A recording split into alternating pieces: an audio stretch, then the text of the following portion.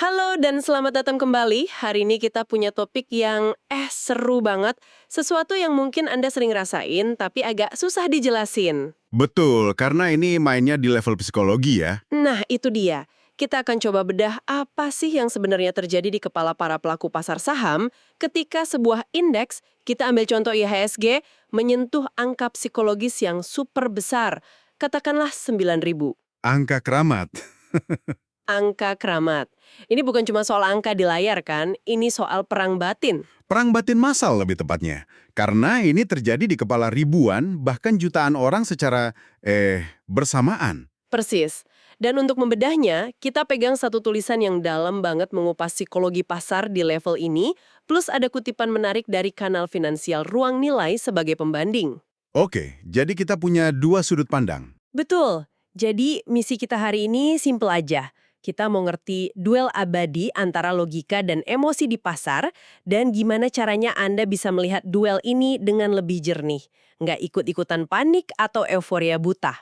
Oke, sebelum kita masuk lebih dalam, penting banget nih kita pahami dulu kenapa angka bulat kayak 9.000 itu spesial. Sumber kita ini menekankan kalau angka ini bukan sekedar level teknikal biasa. Bukan ya? Bukan.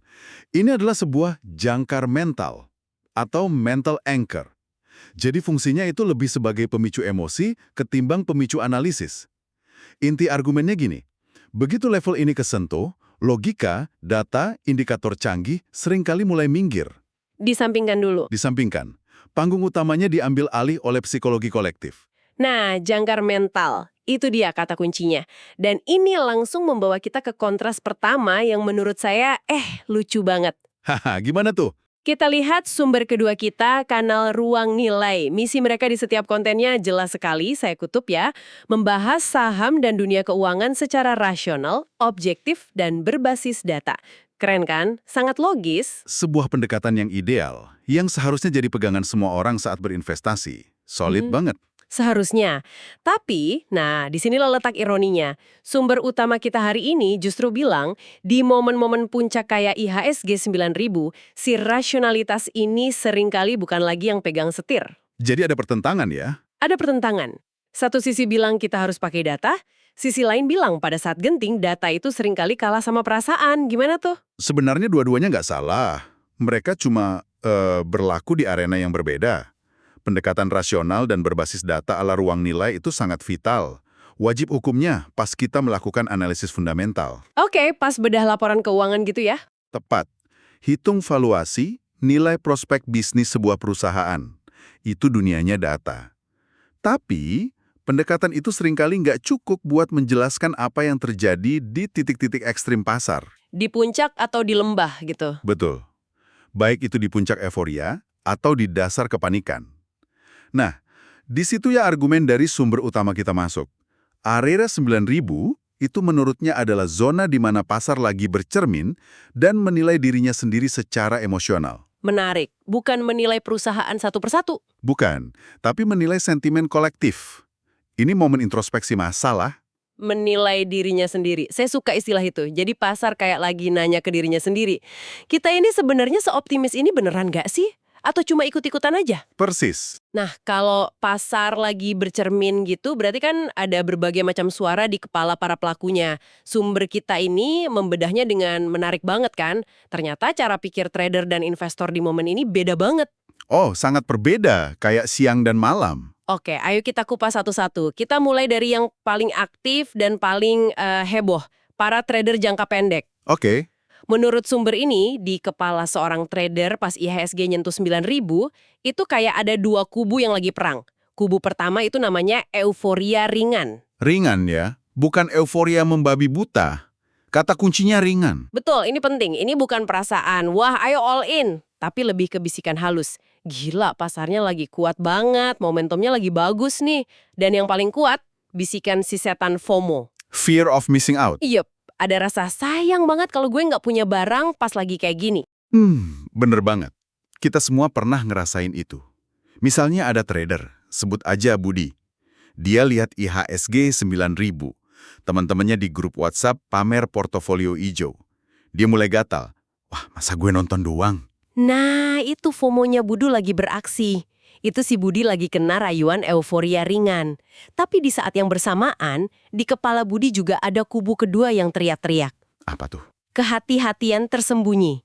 Di balik semangat pengen ikut pesta, ada dorongan yang sama kuatnya buat mengamankan profit yang udah didapat.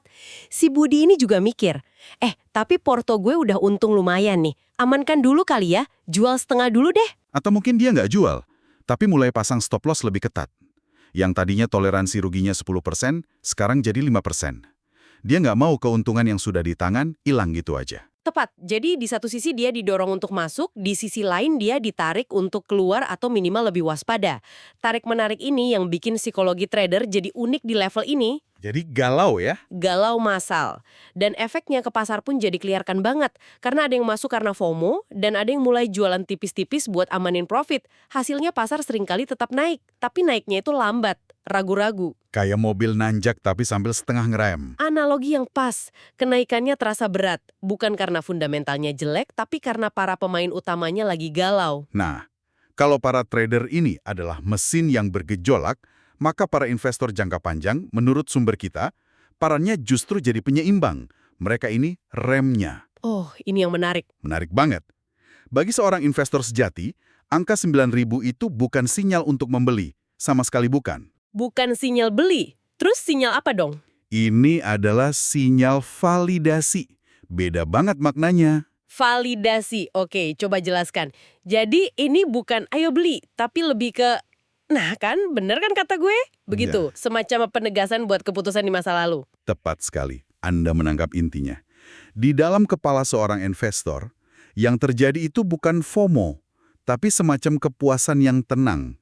Pikirannya kira-kira gini, oh, ternyata tesis investasi jangka panjang yang saya pegang selama ini masih valid. Atau keputusan saya buat nyicil beli saham-saham bagus di harga bawah dulu, ternyata nggak salah. Jadi mereka lebih merasa dibenarkan daripada tergoda. Persis. Dan implikasi terpentingnya adalah, saya tidak perlu terburu-buru menambah posisi sekarang hanya karena angkanya kelihatan cantik. Investor sejati justru cenderung diam di level ini. Cuma nonton aja. Mengamati, menilai. Apakah optimisme para trader ini asli dan berkelanjutan, atau cuma letupan sesaat? Mereka jadi penonton yang bijak. Bener juga. Jadi kalau trader itu mesin yang galau, investor ini rem yang tenang. Kombinasi keduanya menghasilkan mobil yang naik pelan-pelan. Ini pembedaan yang jelas banget. Iya kan? Oke, kalau dinamikanya seperti itu, trader ragu-ragu dan investor mengamati, lalu bahaya sebenarnya ada di mana? Kalau orang awam mungkin mikir bahayanya ya pasar tiba-tiba anjlok dari puncak. Tapi sumber kita nih punya jawaban yang mengejutkan. Justru bukan itu bahaya utamanya. Bukan. Bahaya terbesarnya, ironisnya, adalah rasa terlalu nyaman. Sumber kita menyebutnya overconfidence bertahap. Kata kuncinya di situ adalah bertahap. Ini bukan sesuatu yang terjadi dalam semalam. Ini penyakit yang merayap pelan-pelan. Betul, prosesnya kira-kira gini. IHSG berhasil sentuh 9.000, terus nggak langsung jatuh, malah bertahan di area situ. Hari lewat, minggu lewat, pasar masih anteng di atas. Terlihat stabil ya? Terlihat sangat stabil di level tinggi. Di saat yang sama, berita-berita di media juga nadanya cukup baik. Nggak ada berita heboh yang positif banget, tapi juga nggak ada berita buruk yang signifikan. Semuanya terasa baik-baik saja. Nah, kondisi adem ayem inilah yang melahirkan rasa percaya diri berlebihan secara perlahan. Dan rasa percaya diri yang berlebihan ini manifestasinya seperti apa di perilaku para pelaku pasar? Disiplin mulai kendor, ini yang paling bahaya. Mungkin yang tadinya punya aturan ketat soal ukuran posisi, sekarang mulai berani ambil posisi lebih besar. Pasar lagi bagus nih, hajar aja lebih gede. Mulai longgar aturannya, mulai longgar. Toleransi terhadap resiko juga meningkat. Saham yang tadinya dianggap terlalu spekulatif, sekarang jadi kelihatan menarik. Kayaknya aman-aman aja deh, coba yang ini. Dan yang paling fatal, Kesadaran kita terhadap skenario terburuk perlahan-lahan menguap. Kita seakan lupa kalau pasar itu bisa turun, dan bisa turun dengan tajam. Kita mulai hidup di dalam gelembung optimisme kita sendiri. ini memunculkan sebuah pertanyaan penting yang relevan banget, bahkan di luar dunia investasi. Sumber ini seakan-akan mau bilang bahwa kesalahan terbesar kita bukan cuma di pasar saham, seringkali tidak lahir dari kepanikan. Tapi Tapi dari rasa percaya diri yang berlebihan. Kita sering takut membuat kesalahan saat sedang tertekan, saat pasar jatuh misalnya. Tapi argumen di sini justru sebaliknya. Kesalahan-kesalahan paling bodoh seringkali kita buat saat kita merasa paling pintar dan paling aman. Wah, ini dalam banget. Ini mengingatkan saya bukan cuma pada investasi tapi juga di dunia kerja. Ya, Proyek yang paling sering gagal itu bukan proyek yang dari awal udah kelihatan sulit, tapi proyek yang dari awal kelihatannya gampang banget. bener. Semua orang meremehkan. Semua orang meremehkan. Akhirnya jadi lengah. Iya. Dan di akhir ada masalah kecil yang terlewatkan dan jadi bencana. Iya. Bukan saat badai, tapi justru saat cuaca terlalu cerah dan kita lupa bawa payung. Analogi yang sempurna. Iya.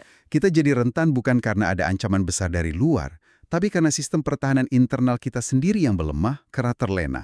Ini pelajaran psikologis yang sangat fundamental. Oke, ini membawa kita ke pertanyaan pamungkas. Setelah kita bedah semua ini, jadi apa kesimpulannya? IHSG 9000 ini pada akhirnya pertanda baik atau buruk? Dan disinilah jawaban dari sumber kita menjadi sangat bernuansa, tidak hitam putih. Benar.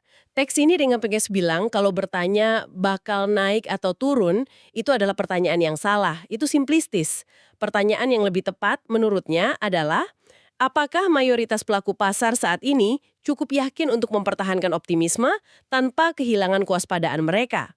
Keseimbangan antara dua kutub itu ya. Keseimbangan itu adalah segalanya. Tepat. Dan dari pertanyaan kunci itu, kita bisa mendefinisikan kondisi pasar. Sumber kita menawarkan dua skenario psikologis. Skenario pertama, dia sebut sebagai pasar yang dewasa secara psikologis. Pasar yang dewasa, Ya. ciri-cirinya apa aja tuh? Cirinya ada 3. Pertama, para trader, meskipun ikut dalam momentum kenaikan, mereka masih sadar resiko. Masih pasang stop loss, masih ingat ambil untung. Oke, kewaspadanya masih ada. Masih ada. Kedua, para investor tetap tenang. Di pinggir lapangan, tidak ikut-ikutan terbawa arus euforia. Mereka tetap jadi rem yang berfungsi. Dan ketiga, yang paling penting, narasi di pasar masih beragam. Maksudnya? Masih ada suara-suara yang skeptis. Masih ada perdebatan yang sehat. Pasar belum satu suara. Dengan kata lain, pasar masih berpikir, belum sepenuhnya dikendalikan oleh satu emosi dominan. Persis. Nah, lawannya adalah skenario kedua. Pasar yang mulai rapuh. Ciri-cirinya adalah kebalikan total dari yang tadi. Kehati-hatian mulai dianggap sebagai sikap pengecut. Dianggap cemen gitu ya? Dianggap cemen.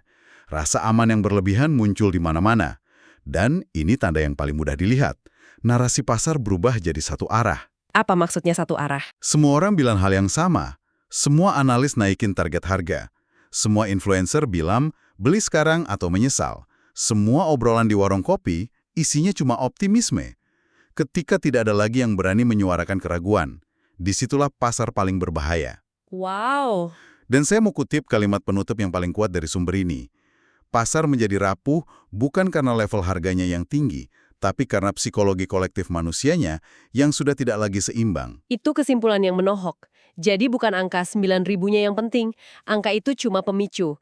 Yang jauh lebih penting adalah gimana reaksi kolektif kita terhadap angka itu. Betul sekali. Apakah kita tetap menjaga keseimbangan antara optimisme dan kewaspadaan, atau kita membiarkan diri kita mabuk oleh optimisme semata? Itulah inti dari semua analisis ini.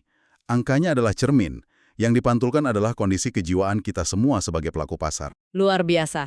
Jadi rangkuman utama untuk Anda yang mendengarkan ketika Anda mendengar angka-angka besar di pasar saham, entah itu IHSG 9.000, 10.000, atau Dow Jones 50.000, ingatlah bahwa cerita sebenarnya bukan tentang angka itu sendiri. Bukan sama sekali. Cerita sebenarnya adalah sebuah drama psikologis kolosal yang sedang dipentaskan. Sebuah pertarungan epik antara harapan, keserakahan, dan kewaspadaan di dalam benak jutaan orang. Dan mengamati drama itu seringkali memberikan lebih banyak petunjuk daripada sekedar melihat grafiknya. Setuju sekali. Dan sebagai penutup, saya ingin meninggalkan satu pertanyaan untuk Anda bawa pulang dan renungkan. Sumber yang kita bedah hari ini kan fokusnya pada psikologi saat pasar bergerak naik ke level penting. Iya, tentang euforia, overconfidence kan? Betul. Benar, kita bicara soal itu. Ini secara alami memunculkan pertanyaan kebalikannya. Bagaimana dinamika psikologis ini bekerja saat pasar bergerak sebaliknya? Maksudnya saat pasar anjlok. Tepat. Ketika pasar justru jatuh menembus sebuah level support psikologis yang krusial, katakanlah IHSG jebol ke bawah 7.000 atau 6.500. Apakah emosi yang bekerja hanyalah cerminan sederhana dari euforia, yaitu kepanikan massal? Atau, seperti yang kita pelajari hari ini, jangan-jangan ada dinamika tersembunyi lain yang lebih kompleks yang sedang bermain di antara para trader dan investor saat itu? Apakah di balik kepanikan ada logika tersembunyi? Atau ada emosi lain selain rasa takut? Nah, itu pertanyaan untuk Anda pikirkan.